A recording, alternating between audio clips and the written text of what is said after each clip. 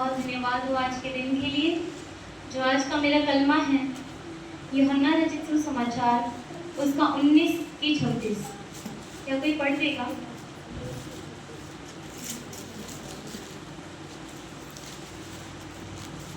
जब यीशु ने अपनी माता और उस चेले का जिससे वो प्रेम रखता पास खड़े देखा तो अपनी माता से कहा, हे नारी, देख ये तेरा पुत्र है।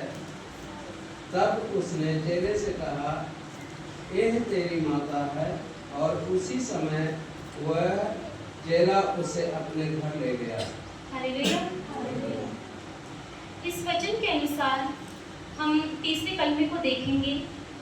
जिस समय यीशु मसीह क्रूस पर थे और उन्होंने देखा कि मेरी माता बहुत दुख में, कोई और साथ में नहीं था, कोई चेला साथ में नहीं उनको दिखा, लेकिन उनका प्रिय चेला उनके साथ था। पतरस ने भी इनकार कर दिया, कई अलग अलग अपने अपने कामों में लग गए, लेकिन जो यूहन्ना था वो उनका प्रिय चेला उनके साथ था। यीशु मसीह ने देखा कि उनकी माता बहुत दुख में है, वो रो रही है। उन्होंने अपनी पीड़ा को छोड़ अपनी माता की पीड़ा को क्या किया? देखा। इसमें हम दो बातों को और देखेंगे। यीशु मसीह का विश्वास जो था और प्रेम जो था वो अपने यूहन्ना से था। अपने चेले किससे था? यूहन्ना से। और ना उनके भाई उनके साथ थे। हम यीशु मसीह के भाइयों के बारे में भी वचन में सुना है कि यीशु मसीह के भाई भी थे, लेकिन वो भी अपनी माता के दुख में साथ नहीं थे।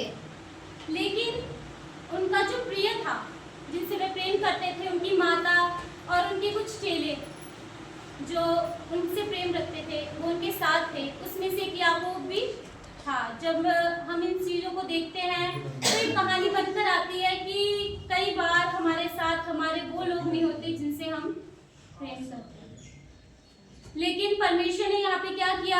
एक सेवा को लगाया, यूहन्ना की एक सेवा को लगाया कि वो जाए और क्या करे? उनकी माता का क्या करे? देखभाल करे। क्या करे? देखभाल। क्या आप जानते हैं कि यीशु मसीह के जो चेले थे और जो भाई थे वो उनके साथ नहीं थे, लेकिन एक बात हम इसमें देखेंगे कि जो यीशु मसीह का चेला यूहन्ना था वो उनके साथ था, और यीशु मसीह ने जब वो उनके साथ था तब उनको ये अगुवाई की कि आप मेरी माता का देखभाल करें। यीशु मसीह का विश्वास उनके भाइयों पर नहीं था। यीशु मसीह परमेश्वर ना हमारे जीवन में कई बार उन लोगों को चाहते हैं।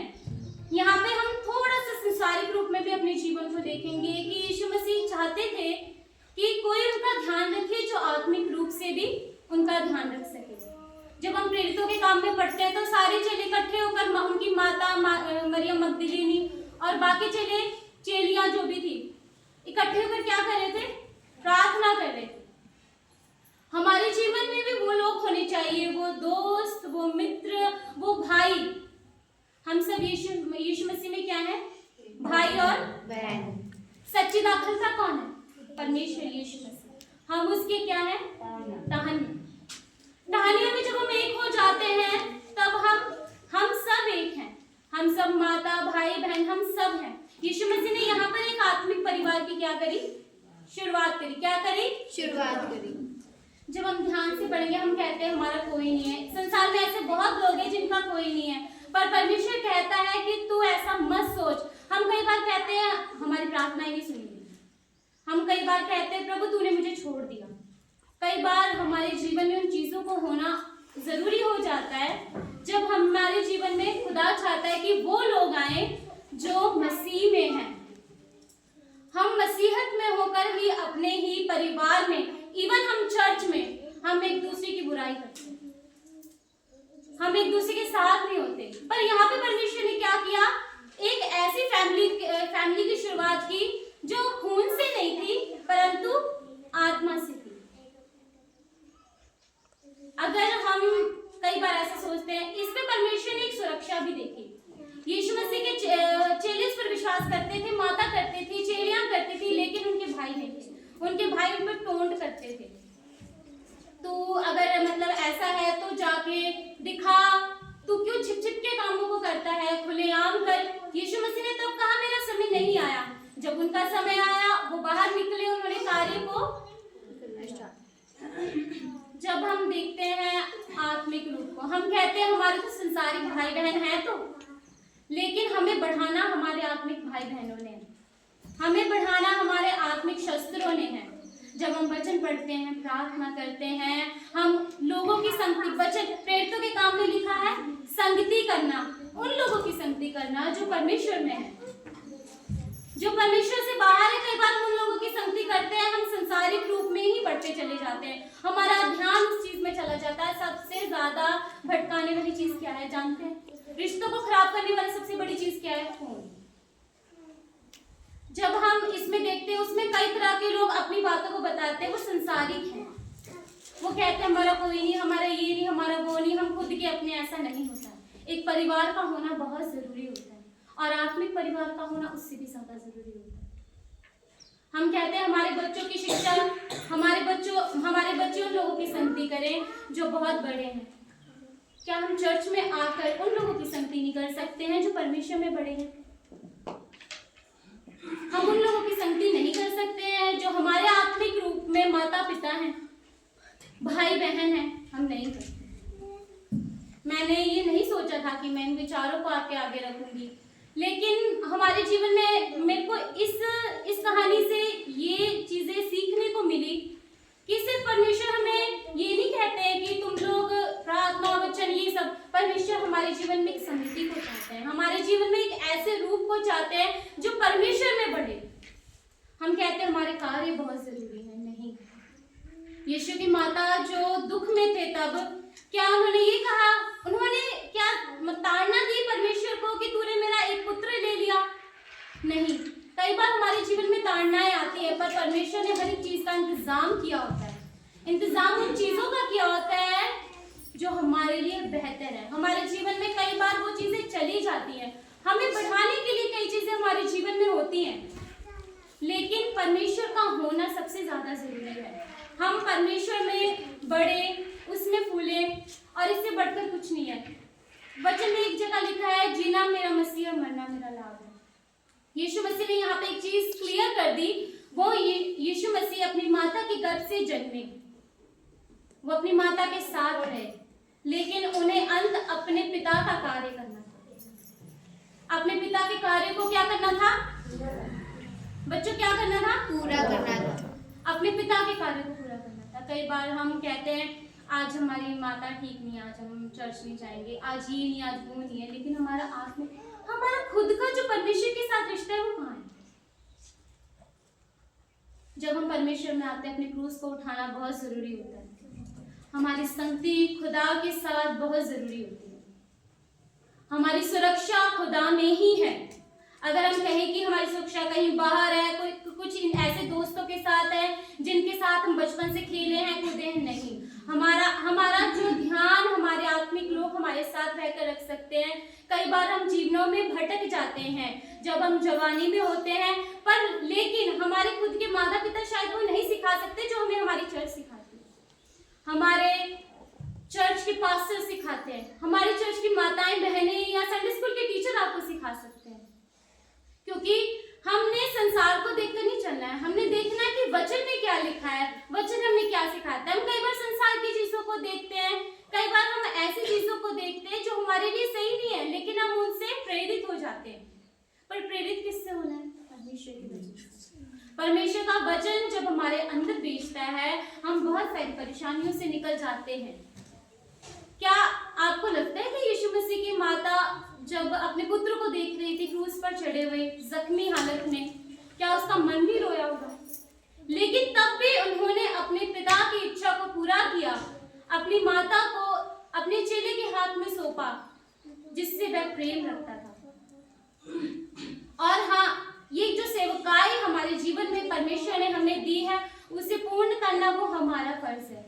जब हम सेवकाई में होते हैं, हम कई बार कहते हैं हमें तो ये सेवकाई मिली, हमें तो वो सेवकाई मिली। ऐसा नहीं, जो हमारे लिए बेहतर है, जिसमें हम बेहतर है, परमेश्वर हमें वो सेवकाई देता है। अगर हम मानते हैं कि हम इस योग्य नहीं है, आप परमेश्वर से कहें खुदा हमें इस योग्य बना। यीशु मसीह की माता की देखभाल करनी कोई छोटी सेवकाई नहीं थी, उन्हें आत्मिक रूप से बढ़ाना कोई छोटी सेवकाई नहीं थी। तब के लोग, यहूदी जो लोग थे, वो लोग उन चेलों को भी ढूंढकर मार डालना चाहते थे कि यीशु मसीह की जो कलीसिया की स्थापना ना हो, लेकिन वो छिप कर रहे और परमेश्वर की बंदगी और आराधना में चलते रहे। कई बार हम संसार को देखते हैं कि आज हम प्रार्थना नहीं करेंगे, कहीं हम ऊंचे से प्रार्थना करें तो क्या हमारे पड़ोसी ना सुन ले, क्या हम क्रॉस डालें तो क्या हमारे पड़ोसी ना हमें देख ले, क्या हम वचन उठाकर चले तो हमें पड़ोसी देखेंगे और क्या कहेंगे, ये तो तू तो प्रभु में आ गया। तब का समय सोचो जब वो उनके चेलों को तक मार डालना चाहते थे।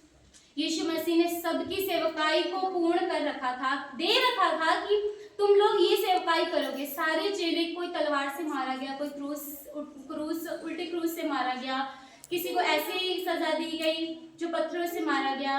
लेकिन यूहन्ना एक ऐसा चेला था जो अपनी पूरी उम्र निकाल के मरा, पर उसकी सेवकाई ऐसी थी, उसने यूहन्ना रचित सुसमाचार को लिखा, उसने भविष्यवाणियों की किताब को लिखा।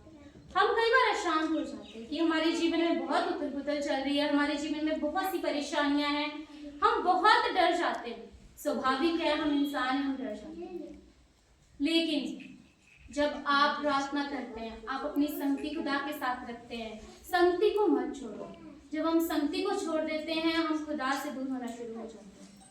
जब हम परमेश्वर से दूर हो जाएंगे तो ऑलरेडी संसार की चीजें हम पर हावी हो जाएंगी। संसार का ईश्वर कौन है? शैतान है।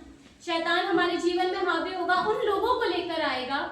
बाइबल में ऐसा भी लिखा है कि शैतान के बच्चे और परमेश्वर के बच्चे, शैतान के लोग अगर हमारे पास, हमारे करीब आएंगे, वो हमें वही चीज सिखाएंगे जो उन्होंने सीखी और जो शैतान चाहता है। लेकिन जब हम खुदा के करीब होंगे, हम खुदा के लोगों के करीब होंगे, तो हम बढ़ते चले जाएंगे, हम आत्मिक रूप से बढ़ते चले जाएंगे, हम कठिनाइयों से पार होते चले जाएंगे। बहुत सारी चीजें हमारे जीवन में आती हैं, हम कहते हैं ये दुख वो दुख, बट क्या जानते हैं आप, परमेश्वर में हर दुख आनंद में बदल जाता है। हम आनंद ये नहीं है कि दुख हट गया, आनंद ये है कि हम दुख में भी आनंदित हैं। मैंने कई ऐसे दासों की गवाही सुनी है, ऐसी दासियों की गवाही सुनी है जिन्होंने अपने बच्चे कुर्बान किए, जिनकी 12-12 साल की बेटियां कुर्बान की गई, जलाई गई, मारी गई, लेकिन वो परमेश्वर में बने रहे। उन बच्चियों ने परमेश्वर को नहीं छोड़ा। यही चीजें हमारे जीवन में जरूरी हैं। हम कई बार सोचते हैं हमारे लोग जो हमारे साथ है वो हमें ताड़ना देंगे, वो हमें बोलेंगे तू तो परमेश्वर का हो गया, तू तो मसीह हो गया, तू तो हालेलुया वाला हो गया, बट उसमें आनंदित हो। वो धन्य लोग हैं, परमेश्वर के वचन के अनुसार वो धन्य लोग हैं जिन पर ताड़ना पड़ी है। अगर हम कई बार उन चीजों के भीतर चले जाते हैं, हम कई बार गिरने लग जाते हैं, तो हमारा एक ही वो मंत्र है, कहते हैं कि आप परमेश्वर में बने रहो, संगति को ना छोड़ो। वचन प्रार्थना के साथ संगति का होना बहुत जरूरी है। जब हम प्रेरितों के काम को पढ़ते हैं तब हम क्या देखते हैं कि वहां पे वो लोग संगति कर रहे थे। आपको पता है, जब हम प्रेरितों के काम को पढ़ते हैं वहां पे तो ये लिखा है कि जो लोग थे वो इकट्ठे होकर अपनी सारी संपत्ति बेचकर उन लोगों की चीजों को पूरा करते थे जिनके पास नहीं है, अपनी कलीसियाओं में से। जब यहाँ पर ये परमेश्वर ने जो दिया है ना, इस बात का हमें ये ज्ञान दिया है, ये वचन दिया है कि हम खुदा के लोग जो है, हम एक दूसरे के डालियां टहनियां हैं। हमारा मेन जो हमारा अंग है वो परमेश्वर है, हम उस अंग के छोटे छोटे रूप हैं। अगर हम अपने ही लोगों से दूर होंगे तो हम संगति में नहीं बढ़ सकते। इसी प्रकार इतना सा वचन कहते हुए मैं प्रभु का बहुत धन्यवाद करती हूँ और उम्मीद करती हूँ कि आप सबने इस वचन को ध्यान से सुना। वचन सुनने का मतलब है कि आप वचन को सुने और ग्रहण करें। जिन्होंने ग्रहण किया उन्होंने उद्धार पाया। परमेश्वर चाहते हैं कि आपके जीवन में भी वो बातें लागू हों। जितने भी कलमे जाएंगे, जितने भी कलमे होंगे, वो किसी इंसान की ओर से नहीं। मैं जानती हूँ सबने तैयारी की होगी, सबने प्रार्थना की होगी कि परमेश्वर हमें सिखा। जब परमेश्वर सिखाता है तो उन चीज़ों को सीखना जरूरी है। हम ये ना कहें कि कोई बहुत अच्छा कर रहा है, कोई किसी ने बहुत काम किया, ऐसा नहीं।